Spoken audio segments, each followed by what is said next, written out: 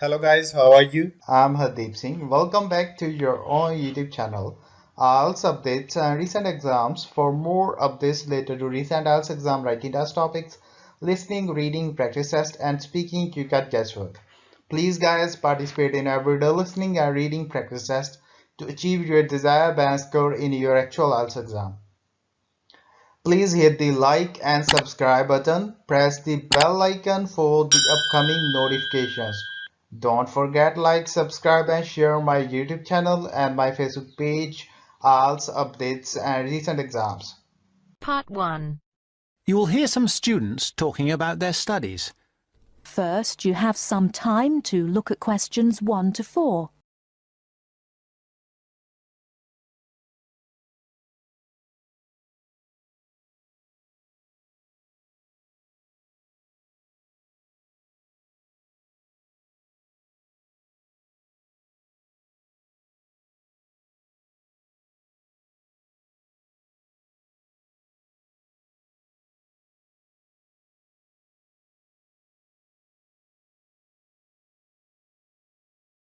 Listen carefully and answer questions 1 to 4. It was packed. There simply aren't enough seats in Theatre 4. There were people on the stairs, people in the aisles. I don't imagine everybody was able to get in. Was Jack with you? No, of course not. I saw him with a pile of journals in the library as I walked past. You haven't seen him because you've been in here in the kitchen drinking coffee all morning, whereas he has been studying hard. Not me. I've been in my bedroom reading for my assignment on education in the classical world. Very interesting. It was easier than I expected. I should have been at the gym training for my next race, but that'll have to wait. And did you find your first lecture interesting? Absolutely fascinating. We talked about this experiment. If you show a child a litre of water in a bucket and show him a litre of water in a tall container, he always thinks that the higher, taller but narrower container has more water in it. Hold on, what do you show him? Right. You show him two things. A bucket with a litre of water in it, and also a tall glass vase-like thing or any tall container. This also has a litre of water in it. Now, he will say that the tall thing has more in it than the short fat thing, that is, the bucket. And all children will say this, that is, up to about 5 years of age. You can then actually pour a litre of water from the bucket into the taller, narrower container, and the child will still say that the tall container contains more water, even though he's just seen the water come out of the bucket. And what's the point of that? Is it about measurement? No, it showed how children are quite unable to think logically. It's connected with my assignment. It's about cognitive development of young children over time. That's to say, it's about how they think. But didn't you do that assignment last year? No, I didn't. You see, I missed out on the first year when I changed subject. Before you hear the rest of the conversation, you have some time to look at questions 5 to 10.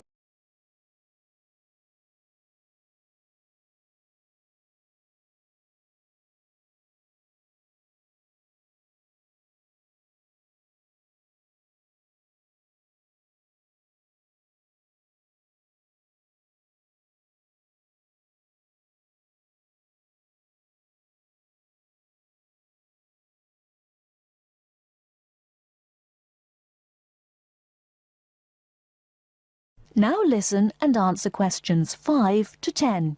I started psychology in the second year, which is where I am now. Lucky you. I'm not so sure. I've missed out on a lot of the basic stuff like that, and I will have to catch up in my own time, so I'm relying on you. Oh yes, I remember. What did you study before you changed? I studied law. Why didn't you continue? I found some of the subjects interesting enough. In fact, the criminal area was fascinating in general. But a lot of the law is very technical. It's full of little details which can be very difficult to understand. And I've got a terrible memory too. I could never get all the rules and exceptions into my head. My number one hate really was international trade, which was a minefield of rules and exceptions. In fact, I think it was a complete nightmare. But law is such a popular subject. Lots of people would like to study it. I'm sure they would, but they often don't realise that it's very book-based. You spend most of your time reading about famous cases sitting in a stuffy library, and very occasionally you get out to a lecture or maybe a seminar. What do you find that's better about psychology? Most of all, I like the experimental psychology we have to study. This involves doing something, so it's practical, and with any luck you can make a small, okay, very small, contribution to knowledge. And it is so useful in many careers, for example, business, commerce, education. Law is too, you know. Yes, but the training is so long.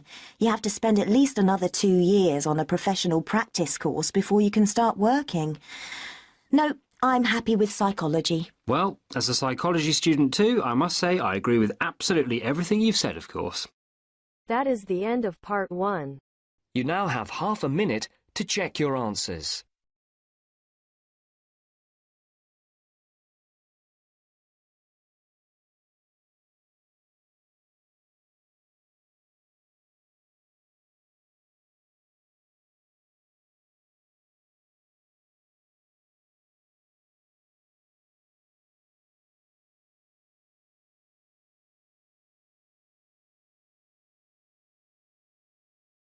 Now turns to part 2.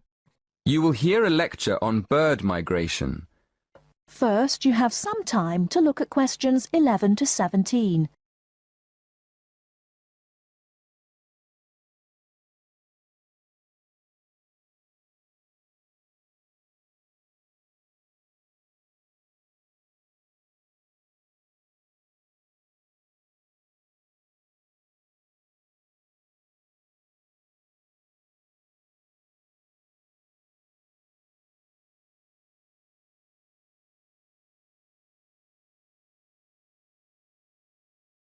Now, listen carefully and answer questions 11 to 17. My lecture this evening will focus on the migration of birds. That is, how birds fly in big groups from different parts of the world at certain times of the year. In the first part of the lecture, I'll talk about the reasons why birds migrate, when they migrate, and which parts of the world they migrate from and to. To start with, why do birds migrate? Well, there are 2 main reasons. 1, they migrate to look for food, and 2, they travel to parts of the world that are more suitable for breeding. In fact, these reasons are closely linked. As you can imagine, when birds are breeding, they need extra food to feed their young. And in the spring, in the cooler climates of Europe, there is a lot of food for birds, especially insects. So, generally, during the spring, birds fly up from the tropics, which are hot, to cooler climates in the north. They stay there for a few months to bring up their young. And then, when the weather in the north gets cold in the winter, they fly back to warmer climates in the south. Now I'd like to talk a bit about how global warming has affected bird migration. One of the effects of global warming has been to make the spring come earlier in the northern regions of the world. When spring comes early, the plants and insects that birds need to bring up their young are also available earlier. Research has shown that quite a lot of birds have started to migrate earlier because of higher temperatures. But unfortunately for some species, this hasn't been early enough. What I'm saying is that birds that are travelling a long way for breeding may arrive too late to find enough food to feed their young, and their population drops drastically. Scientists are currently researching more about this. Before you hear the rest of the talk, you have some time to look at questions 18 to 20.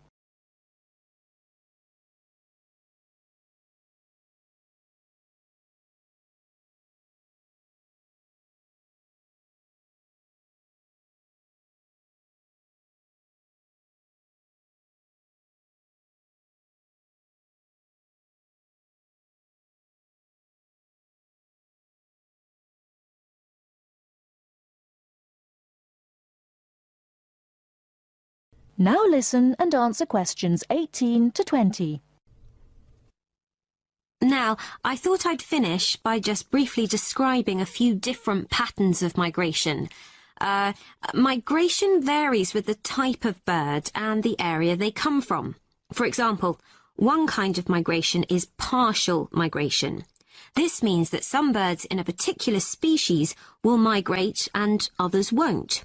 It usually depends on how the weather affects food supplies, and very often happens in the tropics. In another migratory pattern, a bird called an Arctic tern migrates the whole length of the globe, from the North Pole to the south. The Arctic tern travels between 12 and 15,000 kilometres each way when it migrates in a complete circle around the world. It's quite amazing. Right, and lastly, I'd like to mention a pattern which isn't nearly as spectacular, but is very interesting. And this is the way many birds migrate across North America. In this pattern, the birds fly northwards in the west of the country and then back south again in the east.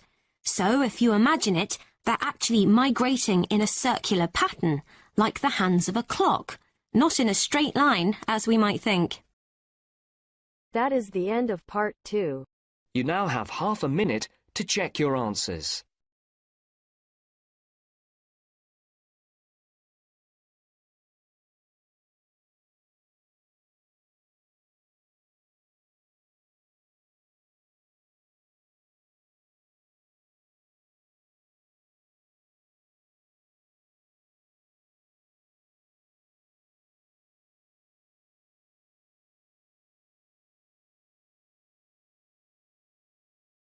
Now turns to part 3.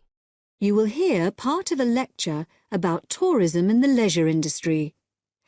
First, you have some time to look at questions 21 to 25.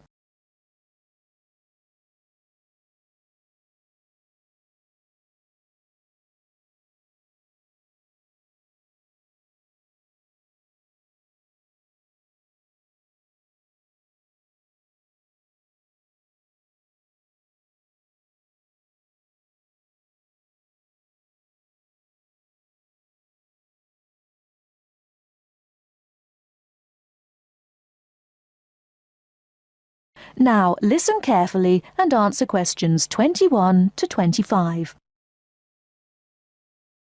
In today's lecture, we'll begin with an overview of the impact of tourism on the societies and cultures of the host area. Then we'll look at some case studies. One model for the socio-cultural impact of tourism has been provided by Doxy. You'll find a reference in your reading list. He called his model the Iridex. That's a contraction of Irritation Index, and it attempts to show how the attitudes of local people to tourists and tourism change over the years. Doxy identifies 4 stages. He calls the first stage euphoria, happiness, because initially the tourists are regarded as a novelty, and because of this they're welcomed by everyone in the host area. But as well as that, there's another reason for the people in the host community to welcome tourists. Local people realise that tourism brings scope for economic benefits. As tourist development begins to increase, however, local interest in the visitors becomes sectionalised. That means that some sections of the local population become involved with tourists, while others don't. And it is increasingly the case that commercial rather than social factors are influencing relationships between tourists and the host community. People are less interested in the tourists for their own sake. Doxy calls this stage apathy. If development continues to increase, apathy may change to annoyance. What's causing this? Well, development of the tourist area may start to spiral up out of control, and this is often accompanied by congestion, which is going to make life difficult for local people. So the policymakers, the government, the local authorities and so on provide more infrastructure for the area, more roads, more car parks and so on, to try to help cope with the influx of tourists. But the lives of the local people are made increasingly difficult, and in the final stage of the model, annoyance has turned to antagonism and open hostility to the tourists. And now, all the detrimental changes to lifestyles in the host area are, fairly or unfairly, seen as due to the tourists. Before you hear the rest of the talk, you have some time to look at questions 26 to 30.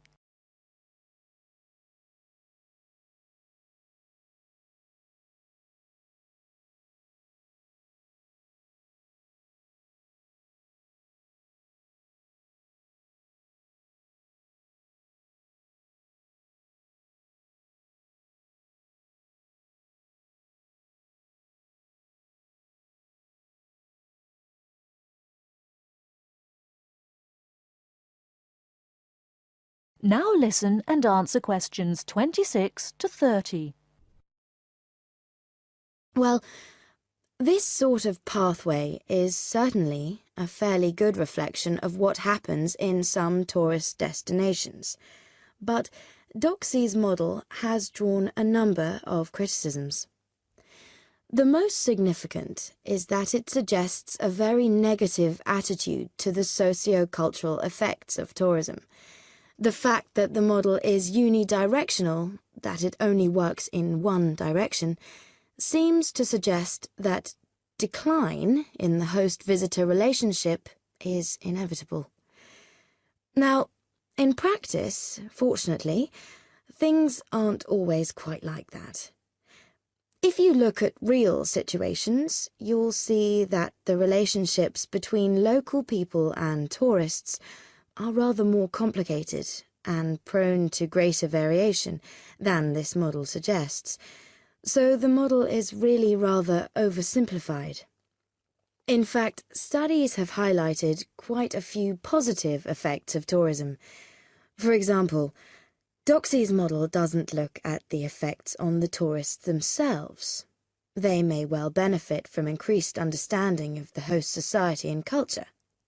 Then, traditional crafts in the host area may be revitalized because tourism provides new markets, such as the souvenir trade, for example. So, instead of these traditional skills being lost, local people are encouraged to develop them. There may also be more long-lasting changes, which actually lead to the empowerment of both groups and individuals in the host area. For example, tourism creates openings for employment for women, and through giving them a chance to have a personal income, it allows them to become more independent. In addition, because tourism tends to work through a very few languages that have worldwide usage, those working in the tourist industry may be encouraged to acquire new languages, and this will empower them through providing wider access to globalized media and improving their job prospects in a wider context. Right, now we'll take a short break there, and then we'll look at a couple of case studies and see how far the points we've discussed so far apply to them.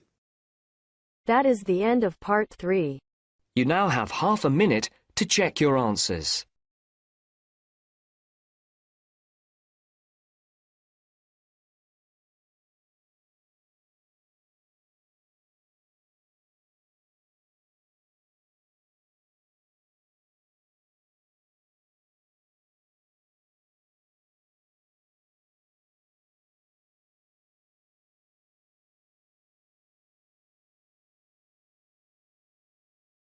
Now turns to part 4. Listen to part of a lecture that an architect is giving about the Millennium Dome. Read the summary below before you listen. First, you have some time to look at questions 31 to 40.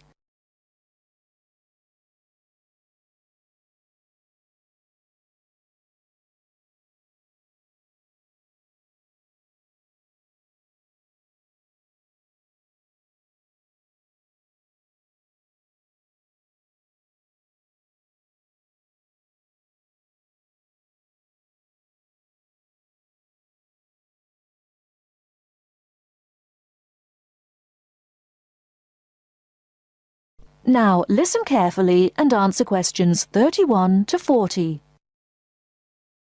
Ask why the Millennium Dome is so unpopular, why people are so upset by it. After all, there are ugly buildings all over the world. Blocks of flats and office blocks in every city in the world are truly unpleasant to look at. I'm sure you have plenty of ugly buildings in your city. However, the important difference is that the Millennium Dome was not constructed quickly and cheaply like some 1950s block of flats. It was built to celebrate a special occasion. It took years of planning and years of construction, and it cost an enormous amount of money, not far off £1 billion. The Millennium Dome is supposed to be beautiful. It is, however, quite horrible. It was built to bring one of the world's great cities into the 21st century. Now, less than 10 years later, nobody wants to look at it. I am afraid that it will always be famous for its ugliness. In the United States, we have our ugly buildings too. The Chicago Public Library is a good example, and the Experience Project Museum in Seattle is awful. But there is something about the Millennium Dome that makes it worse, in my opinion at least. I admit that the design of the building is ambitious and, of course, is a great achievement of engineering. However, I'm afraid that for me that is not enough. To my mind, the Millennium Dome was and is a huge disappointment. So, what will become of the building now? I understand that it has been bought by a company that hoped to turn it into a venue for entertainment events like shows and concerts.